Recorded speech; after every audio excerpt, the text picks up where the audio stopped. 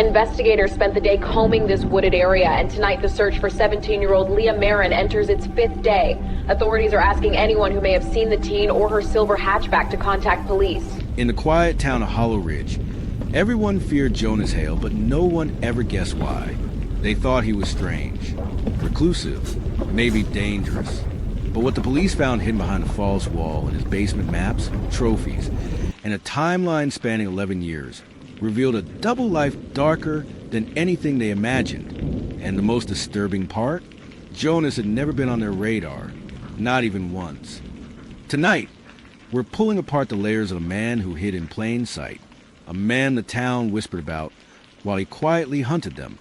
If you want more cold case breakdowns like this, make sure you stick with me. What comes next changes everything. Hollow Ridge wasn't the kind of place that attracted trouble. It wasn't the kind of place that made national headlines, either. Just a dot on the map, population 4,200, mostly logging, farming, and 3 generations of families who all knew each other by name.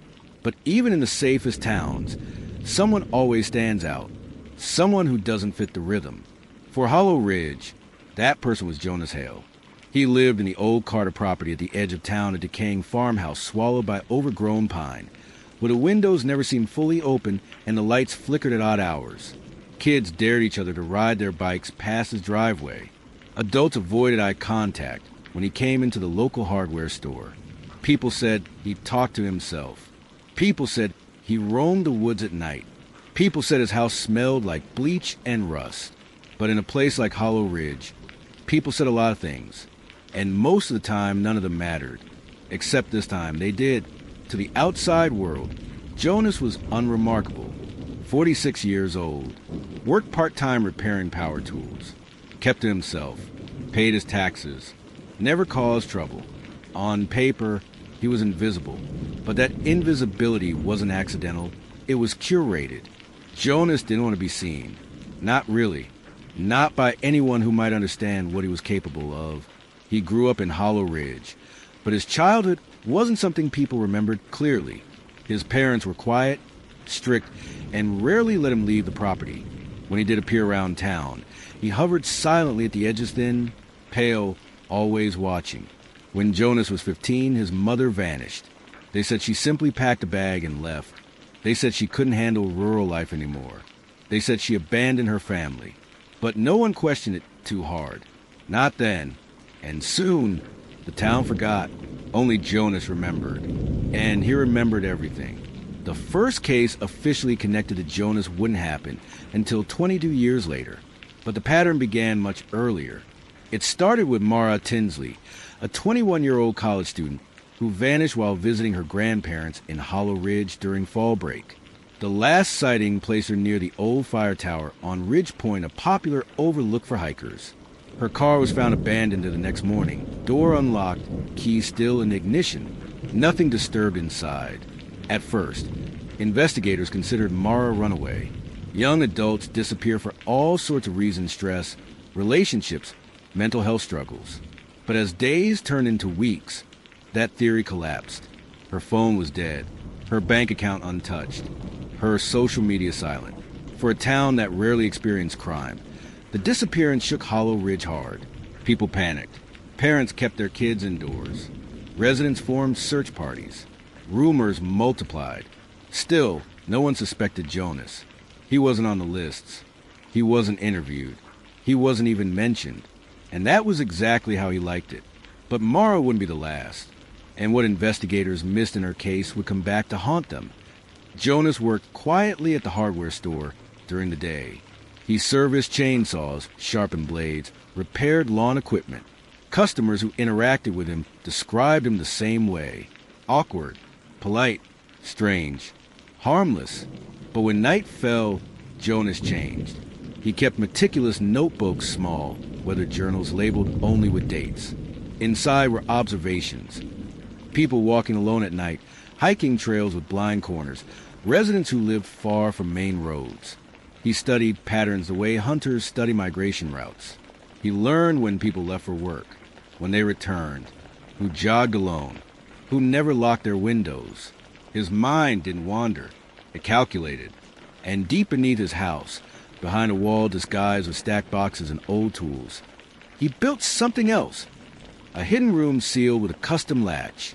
Inside were rope, plastic sheeting, tranquilizers, a camera, 3 notebooks, and an old necklace that would later be identified as belonging to Mara Tinsley.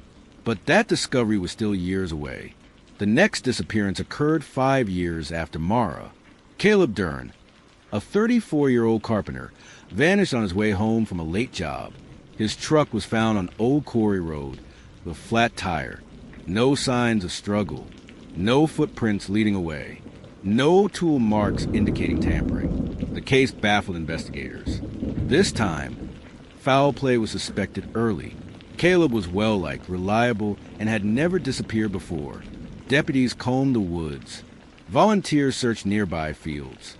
Dive teams checked the river. Nothing. What they didn't know was that Jonas had been watching Caleb for months. Jonas knew Caleb jogged early in the mornings, often before sunrise. He knew Caleb stopped at the same gas station every Thursday night. He knew Caleb lived alone. This disappearance, like Mara's, went cold, and the town grew even more afraid. But Jonas wasn't done. Not even close. Detectives began exploring the possibility of a serial offender, but they didn't think he was local. To them, the disappearances felt too clean, too organized.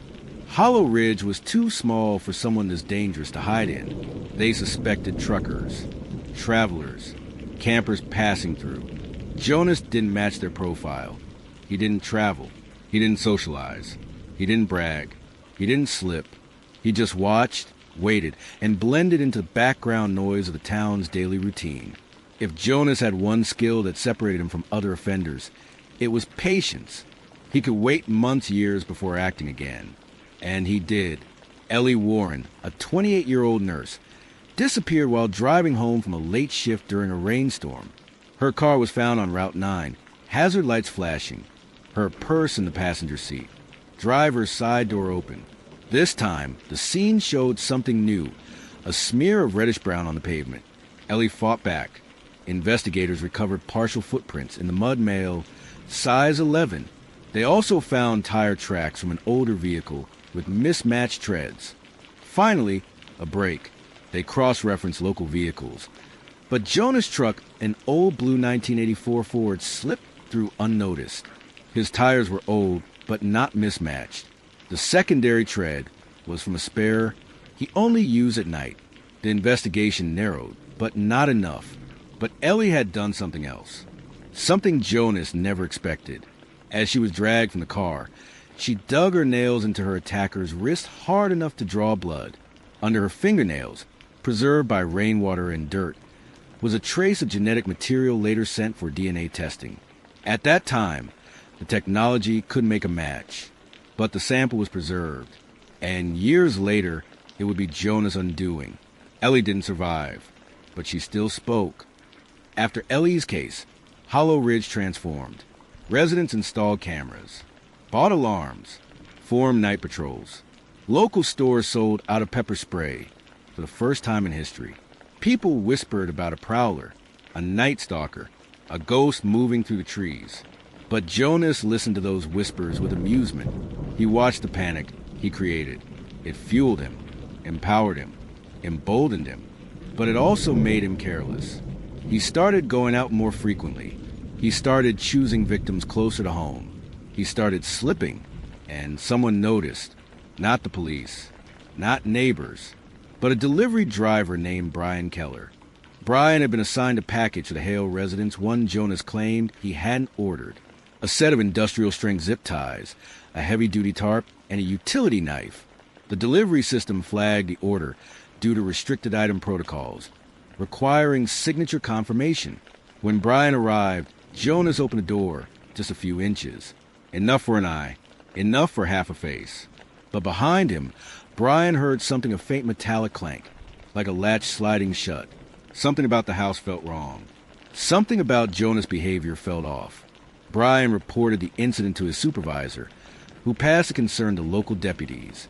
It wasn't major, nothing illegal, just strange.